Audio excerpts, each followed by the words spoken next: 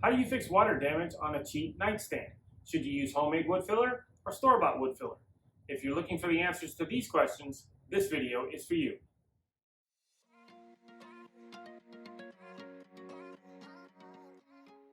Hi, I'm Michael, and behind the camera is Ellie. We are the Bill Paying Hobbyists, and we're using our hobbies and skill sets to pay off debt and to save up for a down payment on a house. If you're new here, do us a huge favor. Please subscribe and join us on our journey. Hit the notification bell so you'll be the first to know when our videos come out. While working on our first furniture flip, we discovered some water damage on a nightstand. We did some research to find the best fix. What is it? She's so scared. Why are you doing that? Take it to mommy. Take it to mommy. He doesn't like it. Can I have this, please? Thank you, mommy. We did some research to find the best fix and wanted to share some tips and tricks you can use. There are a few ways you can fix this. Don't just pass up a piece because it has a little water damage. You can still profit from your furniture flip. Be sure to stick around to the end where we share the best product to use and how it can save you money. If you have the resources, you can just cut out the water damaged area and replace it with a new piece of wood. That takes time and money, and it doesn't align with our goals. So we went a different route. We were cleaning off our nightstand and discovered it had some water damage on the bottom. We did some research to figure out the easiest way to fix it.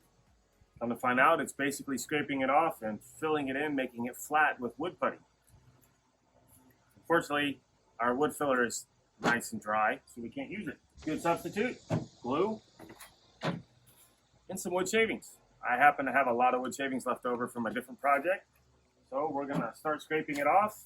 We're gonna mix up some wood glue and wood shavings and get it all fixed up.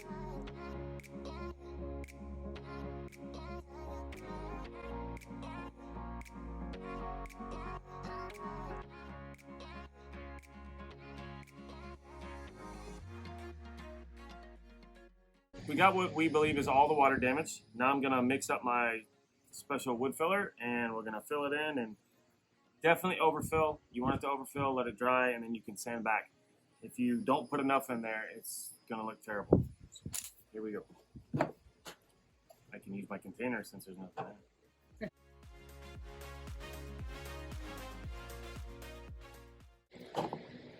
Now I'm gonna put a nice coat of glue on here just to help it stick.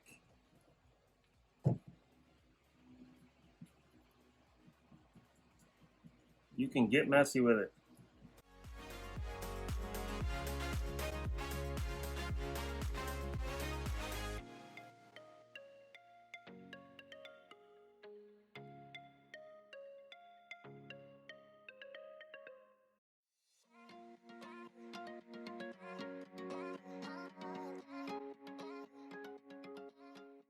We use the homemade wood filler. Basically, it's particle board.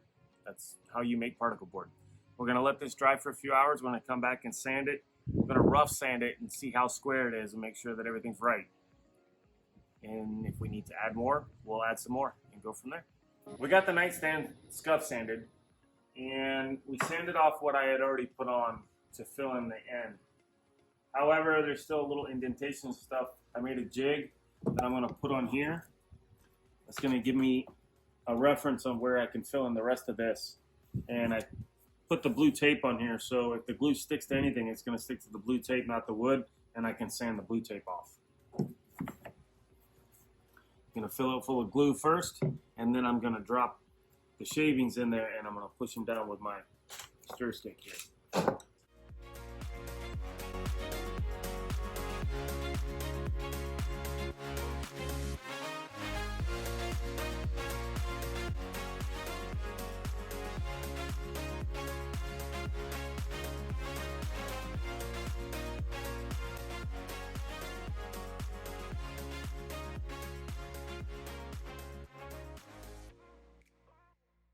This is our attempt at the repair from last night, so we're going to take it apart and see how we did.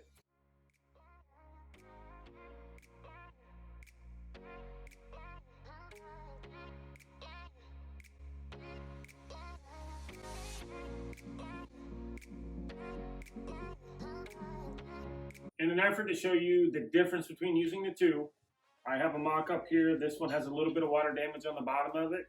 And we're going to do one side with purchased wood filler and the other side with homemade wood filler.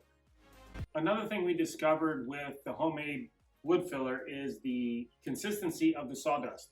This is really, really fine, and this is a little bit more coarse. This is more from a saw. This is from sanding. We're going to use both in this example so you can see the difference between the two. Right here I have some little dents. We're going to fill those in, this gouge, and this big chunk that's missing. And this is all particle board, and this is the area where I removed some of the water damage. This section is going to be used for the homemade wood filler. We're using Titebond original professional strength interior use. There's really no measurement for this. You just you want a good paste. It doesn't need to be too thick, it doesn't need to be too thin, just kind of pasty.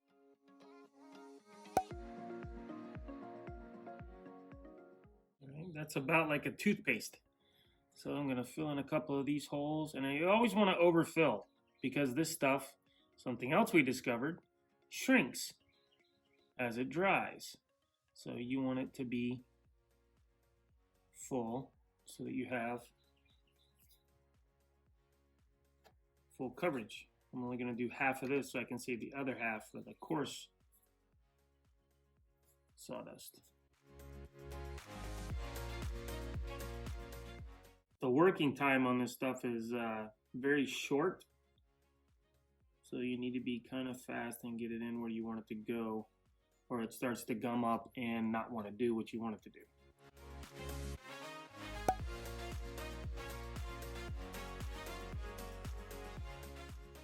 As far as the consistency of the wood filler you make, there's really no difference between the fine sawdust and the coarse sawdust. This is all the homemade wood filler. The darker color is the fine sawdust and the lighter color is the coarse sawdust. We're going to let that dry and then we'll sand it down and see which one does best. For this section, I'm going to use all Minwax stainable wood filler. And I'm just going to use my fingers. I'll put it on there. Again, overfill. Now we need to let it dry. With deeper gouges like this one, you need to let this stuff dry even longer.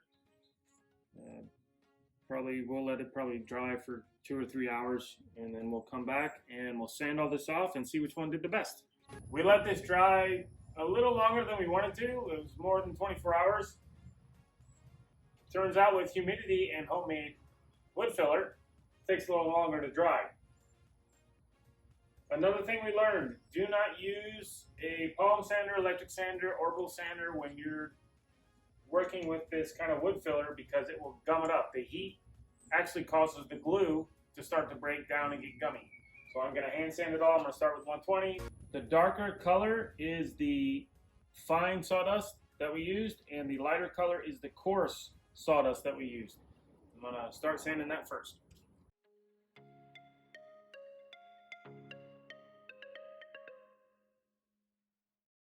This is where the dents were, just the little dents. With such a small area, you can't even tell that there's any dark or light sawdust in there. It's all just the same color, it all kind of mixed in. It did a good job right there in that little bitty spots. This was the gouge. Let's see what that does.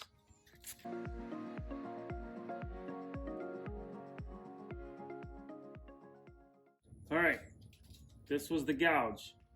You can see the red, or the darker color from the fine sawdust, soaking over. And this was the top part of it where we used the other. You can see it a little bit, however, it's still kind of smooth. It's not really, there's no divots or anything in there. It filled in pretty good. Now let's do the big area.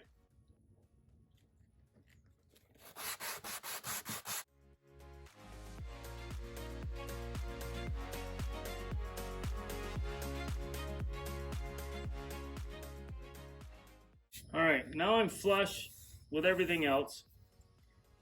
This was the fine sawdust. This was the coarse sawdust.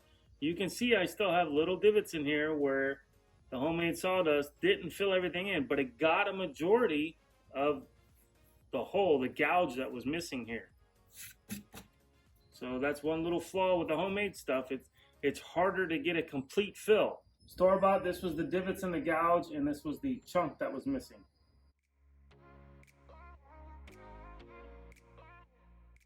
Right here are the little divots that we filled in. This was the gouge. You can see it because it's a different material. However, it filled in very well, just like our homemade did in the same section. Let's check this part. Here's the corner where the gouge is. You can see that I don't have the same divots and everything. I got a little one right there, but this one filled in a lot better. It took a lot of filler to do it, but I have less divots to go back and fill in. It's numbers time. A big bottle of glue like this costs between $4 and $8, depending on the type that you get. All you need is the sawdust, and that's free because you can get it from the project that you do or if you know any woodworkers. I've had this bottle for about a year and it's about half full. A small container of Minwax wood filler like this costs between $11 and $15 depending on where you get it. I've only had this bottle for 2 weeks. It's not going to last that long. As you can see, when you have a really big area to fill, the homemade wood filler is a great alternative to getting the bulk of that area repaired. Any blemishes that are left after sanding can be finished with the store-bought wood filler. That way, you're not using so much of the more expensive wood filler, making it last longer and extending the life of your purchase. In the end, that savings will add up. Thanks for watching. We'd love to hear from you in the comments. If you like what we're doing, give us a thumbs up and please subscribe. Every click counts and is appreciated. If you want to get notified when new videos come out, be sure to click the bell.